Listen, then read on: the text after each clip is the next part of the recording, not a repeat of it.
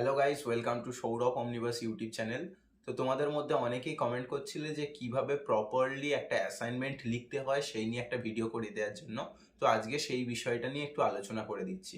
বেশিরভাগ স্টুডেন্ট যারা major মাইনরে first সেমিস্টারে ভর্তি হয়েছে, এইচএস পাস করে, তারা তো এত বিষয় জানে না কিভাবে একটা রিসার্চ পেপার বা একটা অ্যাসাইনমেন্ট লিখতে হয়। তো সেই কারণে একটা ওভারঅল ভিউ বলে দিচ্ছি, এবং পাশাপাশি যারা অন্যান্য সেমিস্টার সিনিয়ররা আছে তাদেরাও কিভাবে মেনটেন করে অ্যাসাইনমেন্ট লিখবে সেই ব্যাপারটা একটু কনস্ট্রাকটিভ ওয়েতে বলে দিচ্ছি।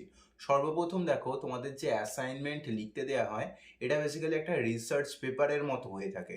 অনেকের কলেজে রিসার্চ পেপারের মতো ইন্ডিভিজুয়ালি দেয় না, সেখানে ইউনিভার্সিটির কোশ্চেনই ডাইরেক্ট দিয়ে দেওয়া হয়।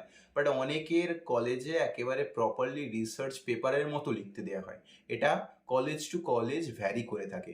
এবারে প্রপারলি রিসার্চ পেপার বা অ্যাসাইনমেন্ট কিভাবে লিখতে হয় এবং কিভাবে টিচাররা চেক করেন, কিভাবে তুমি লিখবে, কিভাবে বিবলিওগ্রাফি সাজাবে, সমস্ত বিষয়গুলো একটু আলোচনা করে বলছি।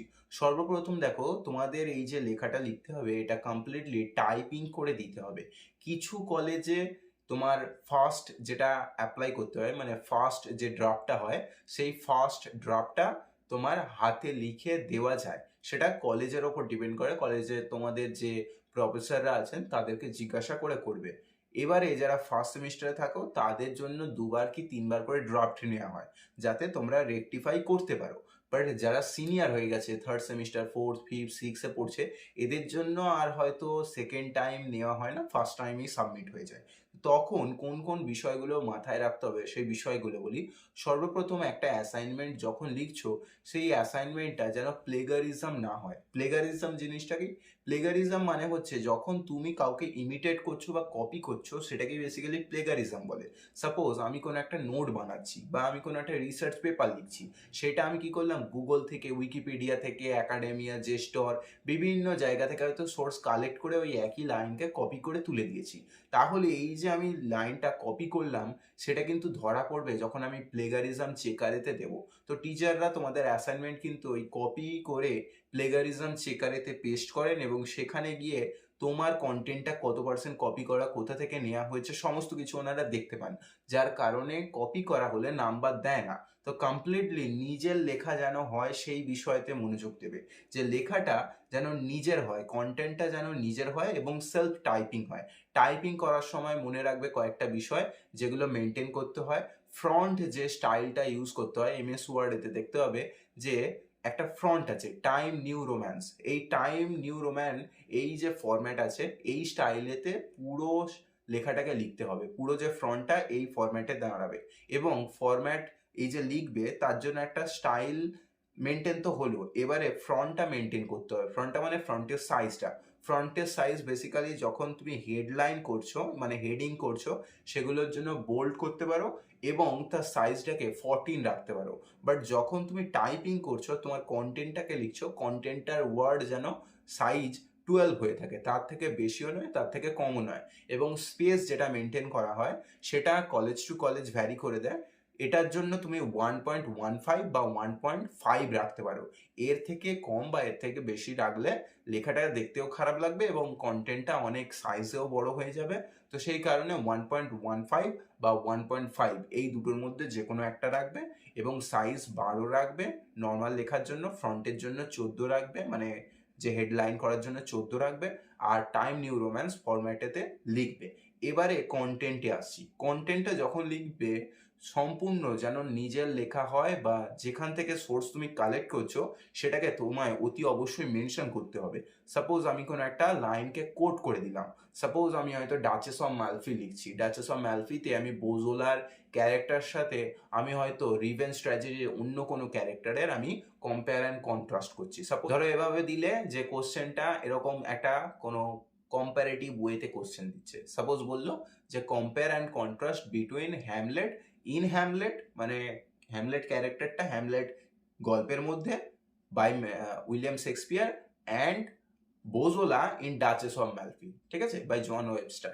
এইভাবে হয়তো দিয়েছে। তো compare and contrast between Bosola and Hamlet, এইভাবে যখন কোশ্চেনটা দিয়েছে তখন তোমাকে কম্প্যারেটিভ ওয়েতে লিখতে হচ্ছে। তখন তুমি একটা লাইন কোট করছো হয়তো। সাপোজ বললে যে ম্যাকবেথ থেকে বা বোজোলা থেকে বা ডাচেস অফ ম্যালফি থেকে যেখান থেকেই যা কোট করো, সেই কোটটাকে তোমায় অতি অবশ্যই মেনশন করতে হবে। ডাচেস অফ ম্যালফি থেকে হয়তো দিচ্ছ যে miserable as but the only reward is doing well is the doing of it. এই লাইনটা হয়তো তুলছো, এই লাইনটা তোলার জন্য তোমায় মেনশন করতে হবে কোন লাইন থেকে নিয়েছো, কত প্যারা থেকে, যদি কোনো পিডিএফ এর হয় সেটা কোন পিডিএফ এর সোর্সটাকে বেসিক্যালি তোমায় মেনশন করতে হবে কোন পেজেতে আছে। তো পি ফুল স্টপ দিয়ে তোমার পেজের নাম্বারটাকে মেনশন করে দিলে। তো এইভাবে কিন্তু একটা শর্ট নোটও বানাতে হবে। তবে যেরকম একটা প্রপার রিসার্চ পেপার হয়, যেরকম ভাবে লিখতে হয় পিএইচডির জন্য, সেরকম ভাবে লিখতে হবে না তোমাকে। সেখানে যেরকম অ্যাবস্ট্রাক্ট করতে হয়, ফুড নোট করতে হয়, এখানে এত কিছু লিখতে হবে না তোমাকে। বাট তোমায় বিবলিওগ্রাফি অতি অবশ্যই দিতে হবে এবং ফ্রন্ট পেজও একটা দিতে হবে। ফ্রন্ট পেজ রাখবে একটা, ফ্রন্ট পেজের মধ্যে তোমার নাম, কলেজ, রোল নাম্বার, তারপরে তোমার কলেজের রেজিস্ট্রেশন নাম্বার, টপিকটা কোন পেপার, কোন সাবজেক্ট, যাবতীয় বিষয় সম্বন্ধে সাজিয়ে দিয়ে দিলে, কলেজের নেমটা ক্যালকাটা ইউনিভার্সিটি আন্ডারে, একটা ফ্রন্ট পেজের ফরম্যাট বানালে। তারপরে চলে যাবে কন্টেন্টে।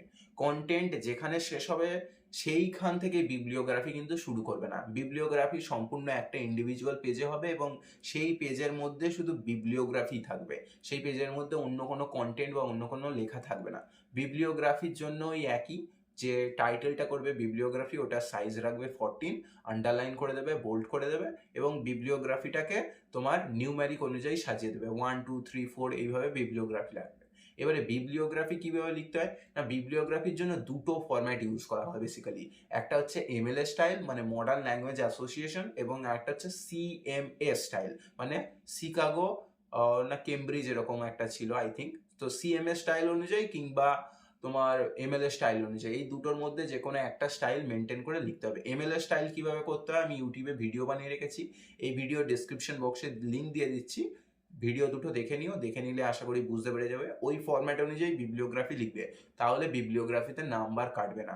এবং কন্টেন্টটা সম্পূর্ণ নিজের লেখা প্রয়োজন, নিজে যতটা পারবে ততটা লিখবে। গুগল থেকে কপি করলে টিচাররা ধরে ফেলবেন এবং নাম্বার দেওয়া হবে না।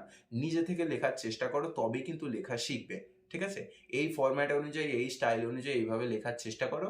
আশা করি এইভাবে লিখলে অনেকটা তোমার স্কিলও ডেভেলপ হয়ে যাবে, লেখাও শিখে যাবে এবং স্কোরটা অন্যদের থেকে অনেকটা বেশি পাবে। ঠিক আছে, আশা করি বুঝতে পেরেছো। ভিডিওটা ভালো লাগলে একটা লাইক করে দিও, চ্যানেলটা সাবস্ক্রাইব করে নিও এবং তোমাদের সিলেবাসে ওভারঅল ভিডিও বানানো আছে, গিয়ে প্লেলিস্টগুলো চেক করো। আর কোনো ডাউট থাকলে কমেন্ট বক্সে জানাতে পারো। Thank you everyone.